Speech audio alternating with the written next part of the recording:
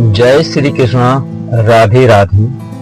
जिस लड़का या लड़की की उम्र विवाह योग्य हो गई है और बार बार प्रयास करने के बाद भी विवाह पक्का नहीं हो रहा है, माता पिता ने हर प्रकार के उपाय करके देख लिए, रिश्ते आते हैं, बात चलती है, लेकिन शादी तक नहीं पहुंच पाती। बीच में ही किसी न किसी कारण से बात रुक जाती है। कुछ रिश्ते ऐसे आते हैं जो आपके लेवल के होते हैं और आप वहां संबंध करना चाहते हैं, लेकिन सामने वाले की तरफ से कोई जवाब नहीं मिलता। और कुछ रिश्ते ऐसे आते हैं जो आपके यहाँ विवाह करना चाहते हैं, लेकिन आपके लेवल के नहीं होते, तो आप उन्हें मना कर देते हैं। परिणाम स्वरूप बच्चों की उम्र निकलती जा रही है और विवाह में देरी बनी हुई है, शादी फिक्स नहीं हो पा रही।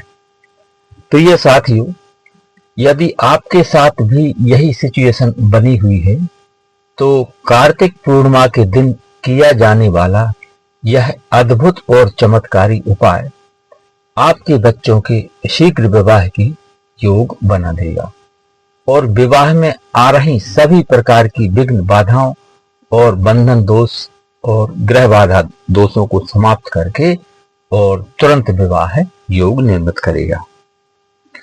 उपाय की बात करें इससे पहले छोटा सा निवेदन है कि चैनल पर नए हैं तो चैनल को सब्सक्राइब करें, बेल आइकन की बटन प्रेस करें, जिससे आगे आने वाले वीडियो का नोटिफिकेशन आपको मिल सके और इस तरह की शास्त्र सम्मत और सटीक जानकारी आप तक तुरंत पहुंच सके।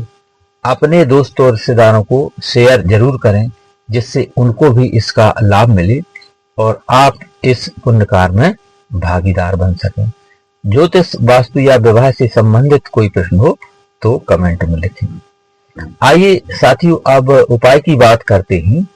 तो यह उपाय आपको 15 नवंबर 2024 दिन शुक्रवार को आ रही कार्तिक पूर्णिमा के दिन आपको करना है और इस उपाय को माता पिता अपने बच्चों के शीघ्र विवाह के लिए कर सकते हैं और बच्चे स्वयं भी अपने विवाह के लिए इस उपाय को कर सकते हैं। बहन अपने भाई के लिए भी इस उपाय को कर सकती है। तो कार्तिक पूर्णिमा के दिन आपको ब्रह्म मुहूर्त में उठना है, यानी कि सूर्योदय से थोड़ा पहले, और स्नान आदि से निवृत्त होने के बाद स्वच्छ वस्त्र धारण आपको करना है और अपने पूजा घर में बैठ जाना है। सर्वप्रथम एक शुद्ध देसी घी का दीप आपको प्रज्वलित करना है और इस उपाय में जो सामग्री चाहिए उसको आप नोट कर लीजिए और इसे आप एक दिन पहले ही अपने पूजा घर में रख लेना है। सर्वप्रथम आपको एक भोज पत्र चाहिए, यही कोई 15-20 रुपए का आप किसी भी पूजन सामग्री की दुकान से लेकर आए, और पीला चंदन, एक नारियल जटा वाला यानी पानी वाला नारियल चाहिए और एक मौली धागा। बस इतनी ही सामग्री आपको इस उपाय को करने के लिए चाहिए। तो इसे आप पहले से ला करके अपने पूजा घर में रख लेना है और कार्तिक पूर्णिमा के दिन सुबह स्नान आदि से निवृत्त होने के बाद अपने पूजा घर में बैठकर सर्वप्रथम एक शुद्ध देसी घी का दीप प्रज्वलित करें और अपने पूजा घर में विराजित सभी देवी देवताओं को प्रणाम करें।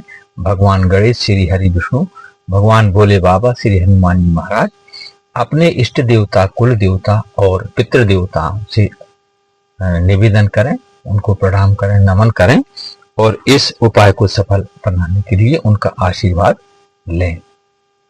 तो सर्वप्रथम एक आपको कटोरी लेना है, उसमें पीले चंदन पाउडर डाल के और थोड़ा सा जल मिला करके पीले चंदन की आपको पेस्ट बना लेना है और एक माचिस की तीली लेकर के उसमें थोड़ी सी काटन यानी कि रुई लपेटकर और लिखने वाली सलाई आपको बना लेना है। तो इस पीले चंदन के पेस्ट और माचिस की तीली की सहायता से आपको भोजपत्र पर सर्वप्रथम लिखना है शुभ विवाह। सर्वप्रथम शुभ विवाह लिखना है और उसके नीचे जिस लड़का या लड़की के विवाह में देरी चल रही है उसका नाम लिखना है, और नाम लिखने के बाद उसके नीचे उसकी उम्र लिखना है, जिस लड़का या लड़की के विवाह में देरी चल रही है। तो उम्र आपको इस तरह से लिखना है कि जो उम्र कंप्लीट हो गई है उसे छोड़कर अगले वर्ष जिसमें वह बेटा या बेटी प्रवेश कर रहा है, जैसे बच्चे की उम्र 30 वर्ष है और 31वें वर्ष में चल रहा है, तो उम्र आपको 31 वर्ष लिखना है। और बच्चे या बच्ची की उम्र 28 वर्ष हो गई है, 29 में चल रही है या चल रहा है, तो आपको उम्र 29 वर्ष लिखना है, यानी कि जिसमें वर्ष में वह प्रवेश कर गया है। इसके बाद इस भोजपत्र को थोड़ी देर सुखा करके और फोल्ड कर लेना है, और जो आपने नारियल लिया हुआ है उस पर रखकर आपको कलावा लपेट देना है 7 बार। प्रिय साथियों, कलावा यानी कि मौली आपको 7 बार मौली धागा लपेटना है, इस प्रकार से कि भोजपत्र उसमें सेट हो जाए, गिरना नहीं चाहिए। तो 7 बार लपेटें और 7 बार ही अपनी मनोकामना आपको बोलते जाना है।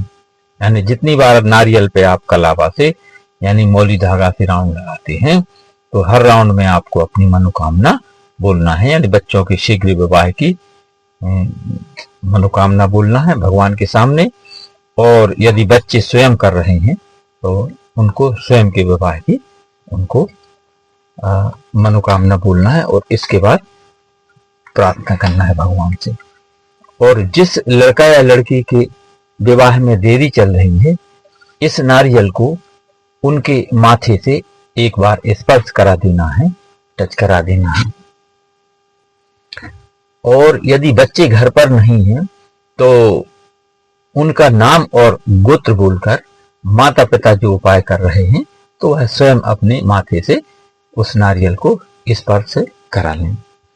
इसके बाद आपको उस नारियल को लेकर के अपने आसपास के किसी भी शिव मंदिर में चले जाना है, और शिव मंदिर में पहुंचने के बाद इस नारियल को आपको अशोक सुंदरी वाली जगह पर रख देना है, अशोक सुंदरी माता को समर्पित कर देना है।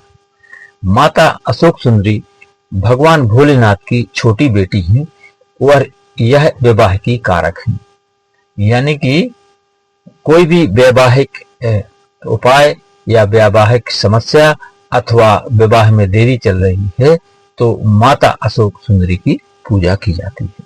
तो आपको इस नारियल को माता अशोक सुंदरी के स्थान पर रख देना है, यानी जहां पर जलेहरी पे जहां शिवलिंग रखा रहता है और जहां से जलाधारी पर पानी गिरता है तो उसके बीच में एक मोटी सी लाइन होती है, उसे अशोक सुंदरी कहते हैं।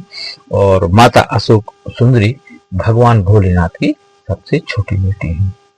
तो आप समझ गए होंगे कि शिवलिंग के पास आपको अशोक सुंदरी माता को यह नारियल समर्पित करना है और अपनी कामना कहना है, और इसके बाद वहीं बैठकर भगवान भोलेनाथ से आपको प्रार्थना करना है, और नमः शिवाय नमः शिवाय नमः शिवाय नमः शिवाय इस मंत्र का 11, 21 अथवा 51 बार आपको जाप कर लेना है, और अपने बच्चों के शीघ्र विवाह की प्रार्थना करना है कि हे भोले बाबा, मेरे बच्चों के विवाह में किसी भी तरह का विवाह बंधन दोष बना हुआ है तो वह खुल जाए, किसी भी प्रकार का ग्रह बाधा दोष बना हुआ है तो उसका निवारण हो जाए और जल्द से जल्द विवाह के योग बन जाए। तो ऐसी आपको प्रार्थना करना है। तो श्री शिवाय नमस्तुभ्यम। वीडियो पसंद आए तो लाइक, शेयर और सब्सक्राइब करें, और अधिक से अधिक लोगों तक पहुंचाएं जिससे उनको भी इसका लाभ मिल सके और आप इस पुण्य कार्य में भागीदार बन सके। प्रिय साथियों, ऐसा करने से आपके बच्चों के विवाह के शीघ्र योग बन जाएंगे, और भगवान भोले बाबा की कृपा से, माता अशोक सुंदरी के आशीर्वाद से बहुत जल्द कोई अच्छा रिश्ता आएगा। आपके बच्चों की शादी फिक्स होगी और शादी होकर रहेगी। जय श्री कृष्णा, राधे राधे।